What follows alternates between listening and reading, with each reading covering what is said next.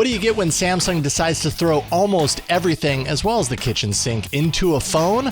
You get the Galaxy Z Fold 2, and I'm going to review it for you next. Hands on Tech is brought to you from LastPass Studios. Using the same password everywhere is a security nightmare waiting to happen. LastPass easily creates unique passwords for every site. Visit lastpass.com/twit. This is TWiT. This episode of Hands on Tech is brought to you by Casper. Go to casper.com/twit1 and use code TWIT1 for $100 off select mattresses.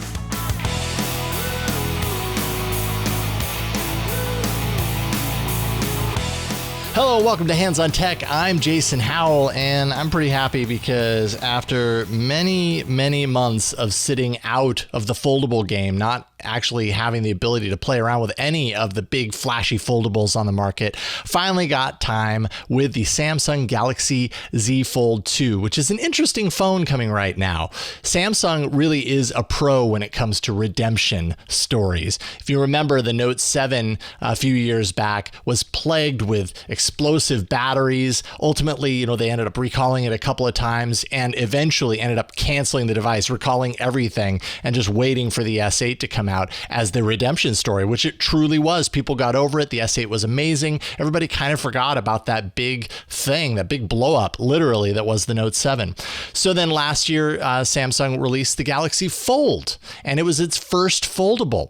And if you remember when that happened, reviewers, before the device ever hit the market, saw that these devices were of poor quality. I mean, the screens were blacking out, they were bubbling, debris was getting in behind the display, a number of issues, a screen protector that isn't actually a screen protector that you want to peel away, a whole bunch of things that just kind of ruined the initial launch of the Galaxy Fold. And it's a $2,000 device. So, you got to be, as a consumer, pretty confident what you're getting if you're going to drop $2,000.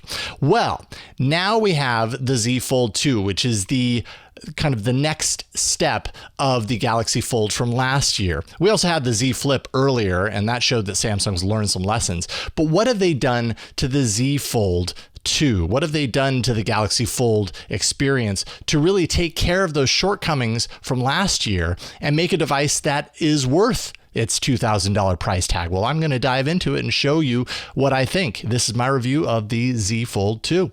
So first of all, the design, and we'll start with it folded here. The back, as you can see, looks pretty familiar, especially if you've seen the Note 20 series.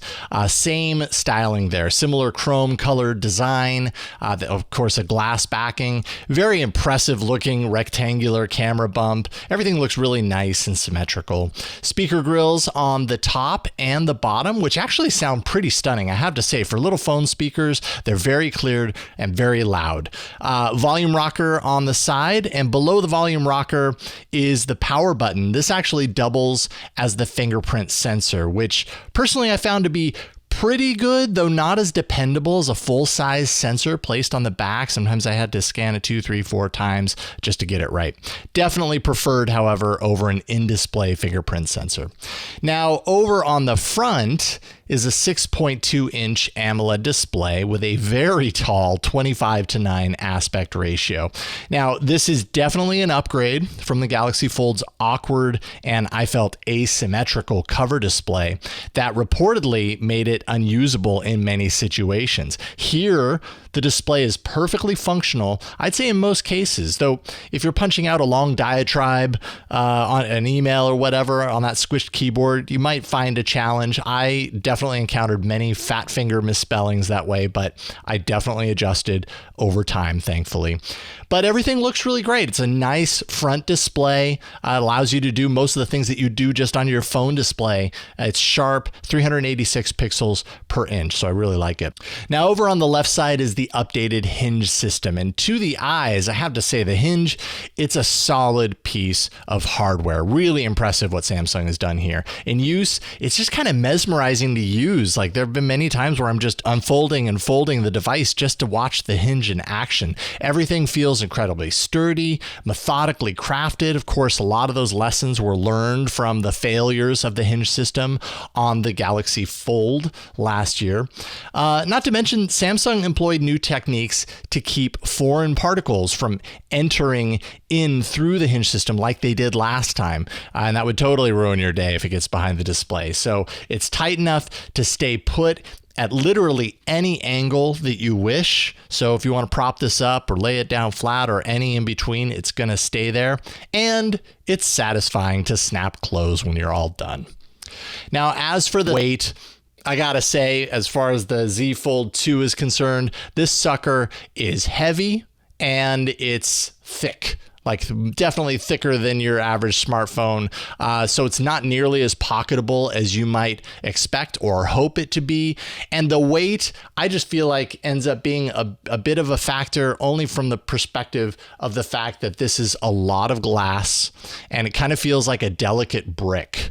And so there were many times where I'm using it with both hands because to use it with one hand just really did not make a whole lot of sense. All it takes is one drop and this $2,000 device becomes a piece of broken glass on the ground. And with that extra weight, it just kind of elevates that danger. So also good to know it is not water or dust proof. So keep that in mind. Really take care of the Z Fold 2. Now, unfolded, also known as the good stuff, this is the party trick. This is the thing that you do that wows every time. You unfold it, and it's just really cool to see what's on the inside. It's a 7.6-inch, 120 hertz AMOLED display.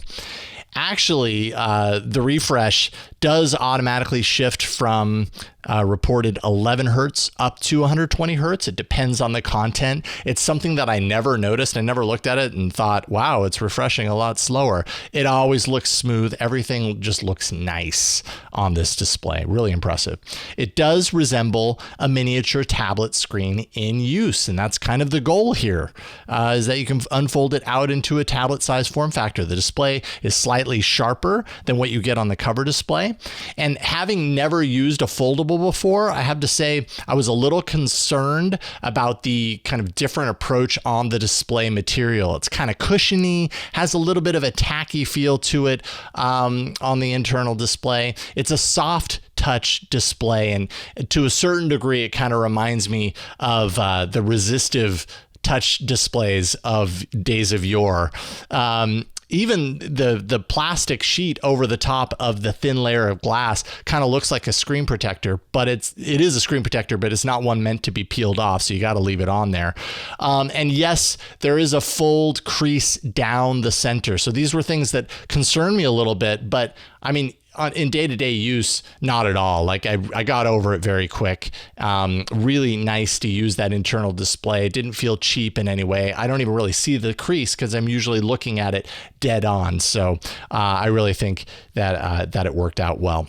I'm also very happy with the single hole punch camera. I think it's an excellent trade-off from the unsightly and very awkward notch that was found on the Galaxy Fold last year. This episode of Hands on Tech is brought to you by Casper, the sleep company with outrageously comfortable products at not so outrageous prices. From award-winning mattresses to pillows, sheets, and duvets, Casper transforms the way we sleep one snooze at a time. Casper has everything you need to build the bed of your dreams, and they now have 0% APR financing options. We love our Casper mattresses. We've been sleeping on them for years and just recently picked up their awesome pillows, and holy moly, what an upgrade. Go to casper.com/twit1 and use code TWIT1 for $100 off select mattresses. That's code TWIT1 for $100 off select mattresses. Terms and conditions apply. See casper.com/terms. So let's talk a little bit about cameras. For a $2,000 phone, I have to say the camera system is good, but relatively, it's pretty underwhelming when you can consider the other aspects of the device, and especially the price. When you compare it to the Note 20 Ultra, the S20 Ultra cameras, you get a lot for your money there. Here, you're getting a step down, let's say. Both the cover camera and internal selfie cameras sit at 10 megapixels. Fine for selfies, nothing spectacular. You're probably not going to use it for much more than that anyways. The triple rear camera system, all three cameras are 12 12 megapixels, much more capable by comparison. The main lens, of course, I took a number of good landscape shots that I liked. I even popped the main camera around. You can do that and activate the front display. It's called dual preview mode, and you get an improved selfie shot. So you get all of the camera hardware for your own selfie. It's a nice feature if you can hold onto a phone that's that big with your hand and take the picture. It's actually very awkward and made me a little hesitant to do it. Ultra wides are decent, though, did get some stretching and tearing on the edges. And then a 2x telephoto is the last lens, and it's nice to have, but 2x is not a whole lot of reach, really, when you think about it. Overall, it just kind of feels like this isn't a phone to be known for its cameras.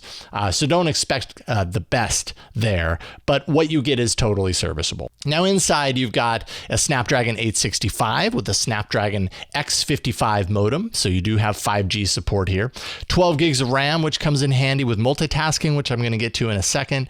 256 gigs of storage space, which, to be fair, should really be 512 gigs. There's no way to expand this storage, and you're paying $2,000 for the device. So why not max it out at 512 or even higher if you can? But you can't do that. This is what you get, 256.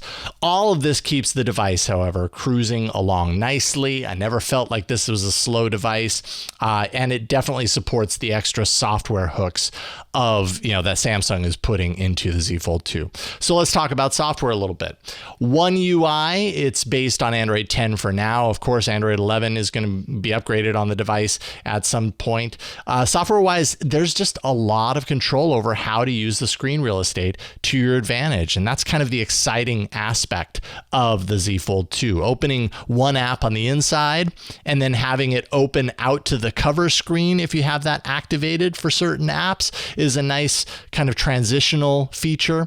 You can also open one app on the inside that just gives you a wider view than what you're used to getting, and in some cases replicates a tablet style layout. Now, the trick here is that so many apps just don't have tablet optimized view on Android. It's pretty unsupported. However, the internal display is kind of that sweet spot. It's not so big that it has to be a tablet. It can still kind of do the stretched phone app mode if you want, and things look pretty good, but it would be better if things were optimized.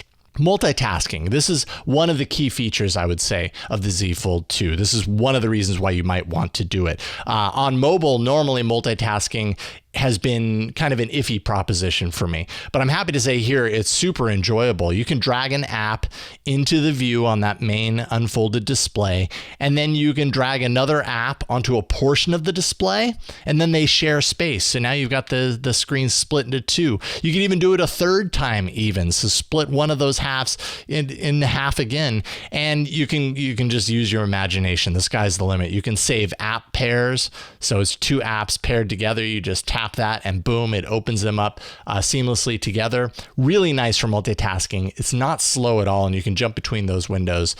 Really great.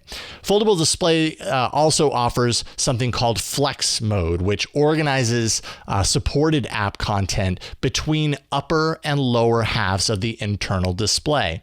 The camera app is one app on the device that supports this. It puts your main shot up in the top, and then down below it would be your controls for taking the shot, switching modes, and also a preview of the last shot that you took. YouTube also supports this, so you can have your comments down below and your video up top, and a handful of other apps also support this. Hopefully more apps are going to build in support, and this will be broadened out. But those are just some of the ways that these apps are using this really unique approach with the Z Fold 2.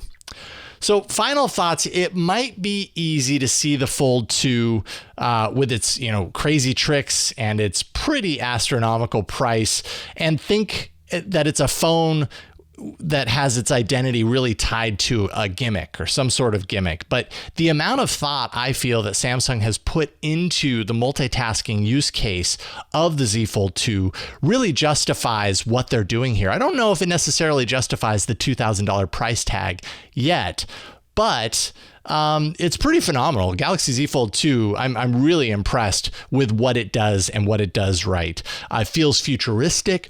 It feels kind of like a glimpse into what we're going to be getting in the next couple of years in the premium space in smartphones. But like I said, it's priced so high, it's really hard to insist that anyone rush out and buy it unless you just have money to burn. If money is no object, sure, get this. You're going to enjoy it. It's going to do some really great things that are going to wow people, wow you, and maybe it'll make you an even better multitasker on mobile. My guess is that devices in the future, the price is going to come down on this form factor more than it is right now.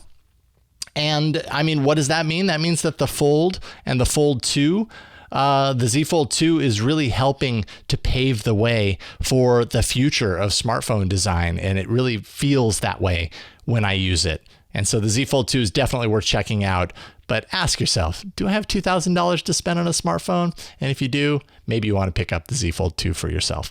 I'm Jason Howell. Thank you for watching this review of the Samsung Galaxy Z Fold 2. I review all sorts of devices on TWiT, as well as all about Android. Big thanks to Anthony Nielsen for editing this together. And thanks to you for watching. We'll see you next time. Want more TWiT? Well, check out Smart Tech Today. It's at twit.tv/STT. It's the show where Matthew Casanelli and I cover everything there is to know about smart tech. It's automation, it's connected devices, it's smart home, it's all those goodies and so much more. We get the news, we get the latest devices, we do reviews, everything. You gotta check it out, twit.tv/STT for Smart Tech Today. Keep up with all the hottest tech news and gadgets. Visit twit.tv. There you'll be able to find and subscribe to all our tech shows. Thanks for watching Hands on Tech.